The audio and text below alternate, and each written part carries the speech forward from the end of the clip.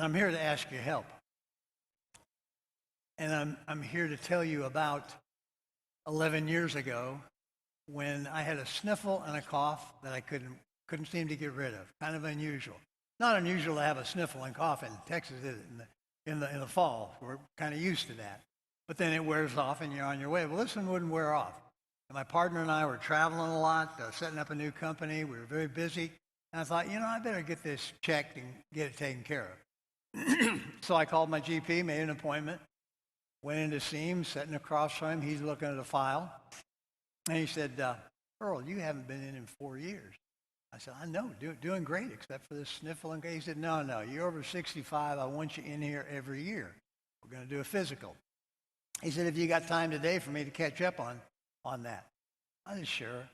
So I went back and did the EKG and different tests and all. I'm walking down the hall, getting ready to leave, and Dr. Slaver's walking up the hall, and he said, oh, I'm glad you haven't left. He said, I thought you'd already gone. I said, come in my office. I sat down across from him. He's looking again at the file, and he said, Earl, he said, you don't feel bad? I said, no, just sniffle and cough. And really, that's all I was feeling at the time. He said, well, you should feel bad. He said, your white factory is shut down, and you're really low on whites. I knew enough. I knew that was my immune system, so I said, well, what are we going to do, thinking he's got some shots and some pills lined up.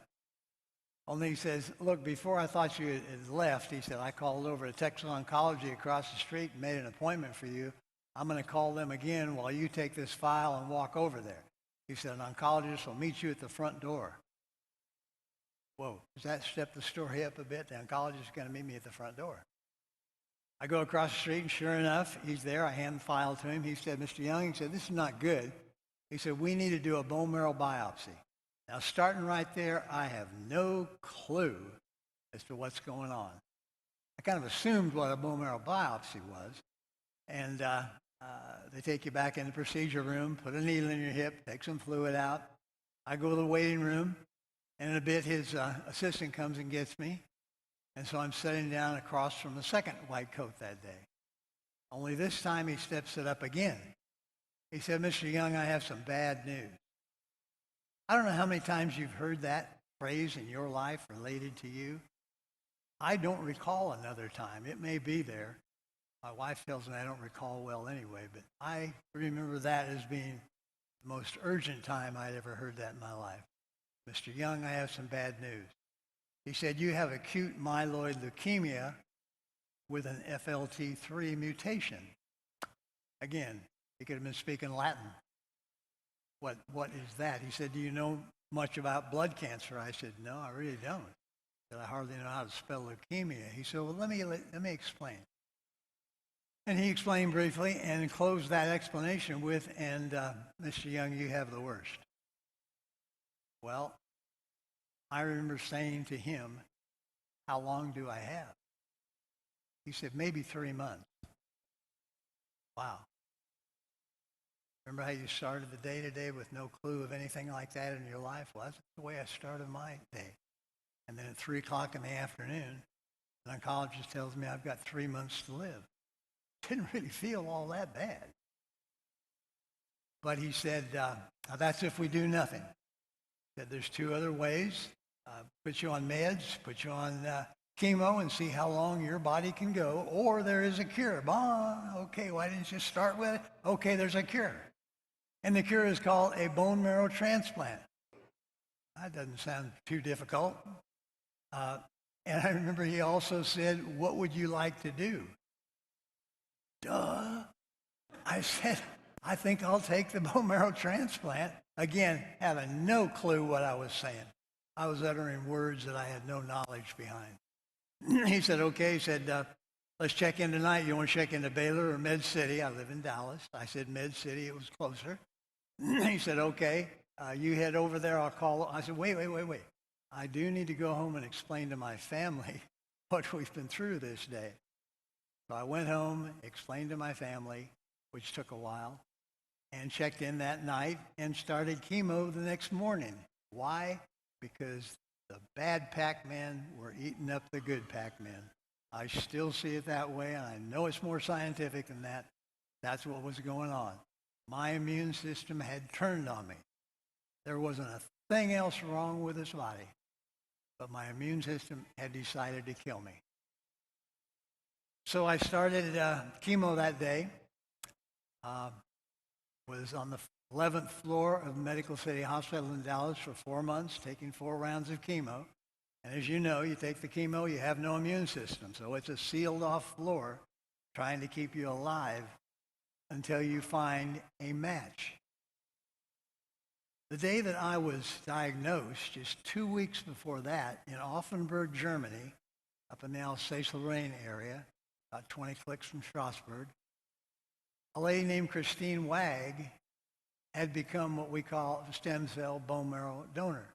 Same thing we're asking you to consider today, which means she took swabs, swabbed her cheek, filled out a short form of information, put that in an envelope.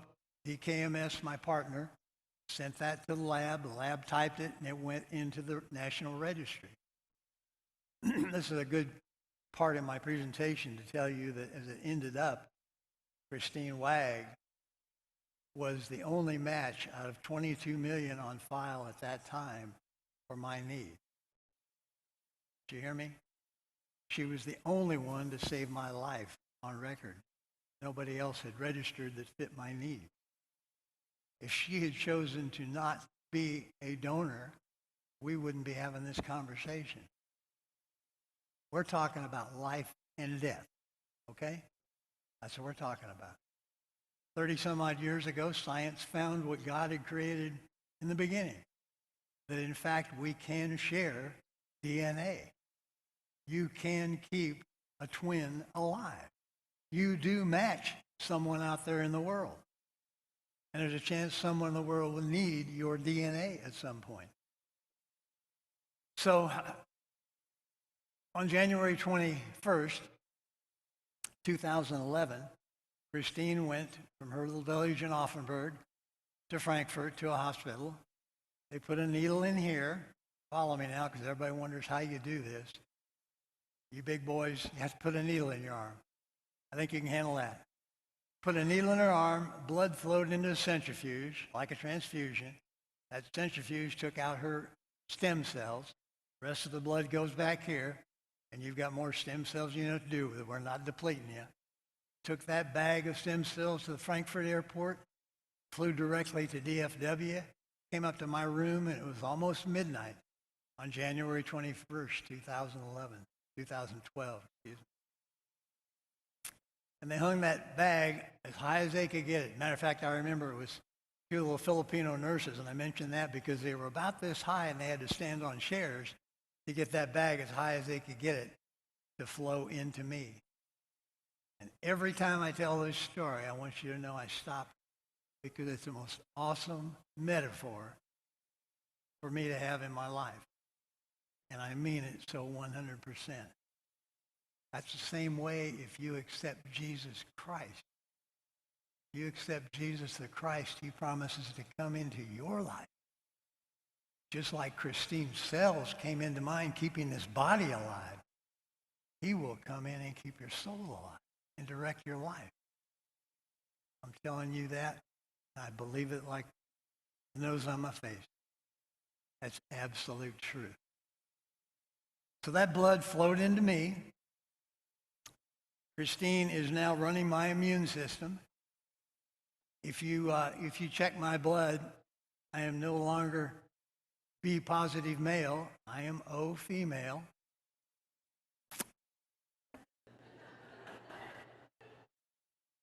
And for you guys that are out there that have heard all your life about women running your life, you can't touch me. I got the whole thing going. So I'm alive today because of Christine. And, excuse me, I will tell you that the recovery is, the way I talk about the recovery, I describe it as a slice of hell because it's the roughest thing I ever did. Roughest thing I ever went through. I've crawled on my hands and knees from my bed to the bathroom because I didn't have the energy to stand. Everybody in here knows what it is to be tired. I'm not talking about tired. I'm talking about exhausted 24 hours a day. Remember, what's going on in my body is that it's trying to replenish white stem cells. It's working like crazy. Every joint aches like crazy. Those suckers are made right in here. And you hurt. And you have no energy whatsoever. And it goes on. And you say to the Father, look, this is rough. If I'm going to make it, wonderful. If I'm not, I'm really kind of tired of the battle. And that went on the better part of a year, began to taper over 2 years, affected things in my body. This body was in great shape except for the leukemia at one time. Now with the chemo, you damage pancreas, you damage a number of things that you just learn to live with, and you take medicine for. But hey, I've been alive 11 years, and I've been given a job. I would pray that if you're 82 or when you reach 82, that you have the blessing that I have. I get to go out really doing something, really having a passion and an ability to accomplish something. I can't begin to tell you the thrill that gives me. I've got one of the greatest partners in the world. Amy Roseman has just come with me in the last 3 months. We worked together while she was at DKMS, who, as I said, is my partner. DKMS is the largest organization in the world, increasing awareness and swabbing for cell donors. About 40% of the transplants that are done every year are through their effort. They're in numerous countries. It started 30-some odd years ago in Germany, and couldn't do what I do without them. They supply all the material, the swabs, and everything that you're going to use today. But a couple years into my recovery, I began to think about what I'm going to do the rest of my life. My business was in Africa, most of it at that time. Folks in Africa face a different set of parasites than y'all do. Their bodies fight a lot harder to stay alive than yours do, quite honestly. And for a compromised immune system, traveling back and forth to Africa, it wasn't a real intelligent thing to do. And then I began to think about these facts. Number one, only 2% of the people in the United States between 18 and 55 are registered to be donors. If that sounds ridiculous to you, bingo, 2%. Is that because people say, no, I don't want to do that? No, it's because like many of you today, I had no clue. Wait a minute. You mean all I have to do is swab, and maybe one day I get a call that says, hey, you match a 6-month-old, a 4-year-old, 21-year-old, all those stories that each of us carry. You match this person and can save their life. Are you still available to be a match? At that time, you can decide, yes or no. You bet. I want to save a person, or no, let them die. That sound kind of harsh? Good. I want it to be heard, because that's what you're saying. So at that time, you go in and they give you some shots to pump up your white cells, and you go in and do what Christine did that one day. They put a needle in here and you take the stem cells. Now, if we're dealing with an infant below the age of 4, they like to actually put you to sleep and put a needle in your hip and take out bone marrow. I admit, that sounds rough. Except you don't know it, you're asleep. And when you wake up, maybe you've got a sore hip for a week. You're a Tylenol event. And you saved a life. I think there's any comparison between the little bit of... Nobody dies from being a donor. Somebody lives when a donor performs. We have had the good fortune over the last 2 years, we focused on universities. When I started this organization, I thought, I bet I could go to Abilene Christian and hold a drive. Simply because, network, what it's all about, isn't it? With we Abilene Christian and Church of Christ folks. And so we did, and we went to Harding, to Lipscomb. We've been to, I don't know how many universities total we've been to now. But we like the faith-based because it gives an opportunity to tell a story that people generally haven't heard. When we go to schools that are non-faith-based, we try to go into as many classes as possible and tell as short a concise story as possible up at, excuse me just a minute.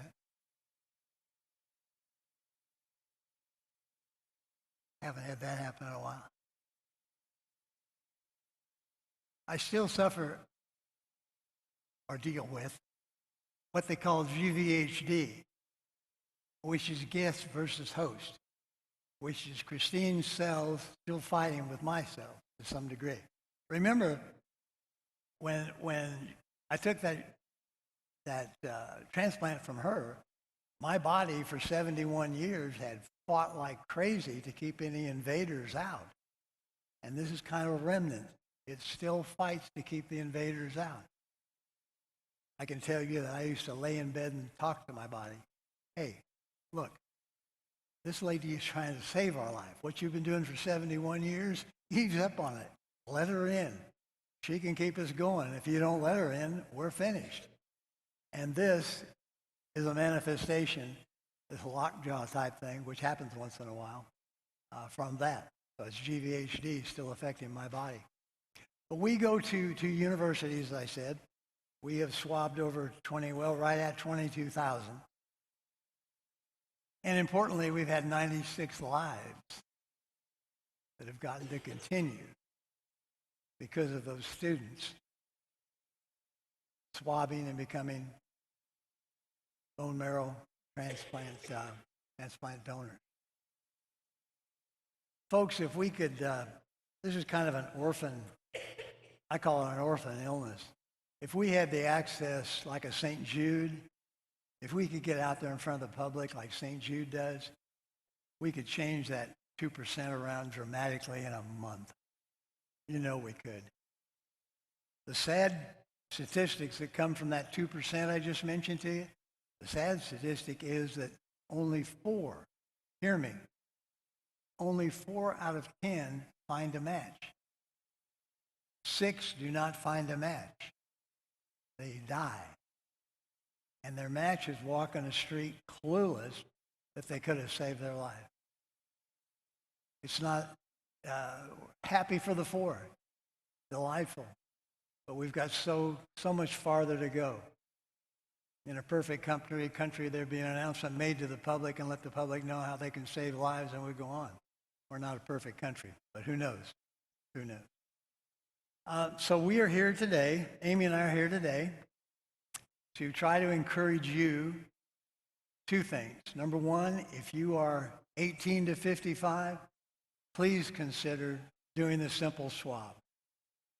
Be on the roll in case the match comes, in case you get to answer that call that says, would you save this life? Second, you know so many people. Some of you know universities, some of you know organizations, companies, etc.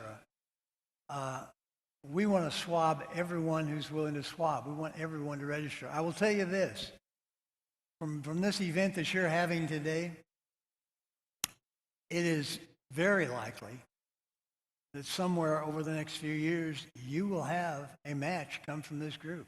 What you're doing today, you will get a chance to see that a life was saved. It's a numbers game. We've got to get everybody registered because we don't know who is going to have the need. I'd love to tell you the cure is around the corner. The cure is not around the corner. It's going to be around a while. We're going to need to use this same procedure.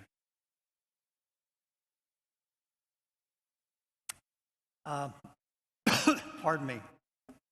I apologize for this condition, but there's really nothing I can do about it. I want to thank you again. This is the message I wanted to give you today, and I've given it. And I know you understand. I know your hearts are touched. Some of you may know people who've had transplants. Some of you people may know folks who could not find a match. Amy and I hear of them frequently, and it's so wonderful when we can go back to a school like Abilene Christian where we've had 21 matches, 21 students have had matches there, and go back there and introduce, which we've done before at chapel, introduce the donor to the recipient and let them meet for the first time. You can see on our website, first time I met Christine. Matter of fact, Amy was still with DKMS at the time, and I was speaking at a awards breakfast, and Amy came up and said, Earl, I'm sorry, we've run out of time. What do you mean we've run out of time? Anyway, she said, no, in fact, we have someone we want you to meet. And DKMS had flown Christine over from Germany for me to meet. Watch that video. You know what I said to Christine? First thing I ever said to her, I said, what do I say? What do I say to the person who has saved my life? And you know what her response was? Earl, it was the right thing to do. Wow. You could drop the mic and walk off stage with that. It was the right thing to do. Sounds like something James would have said. I thank you all for letting me tell you this story.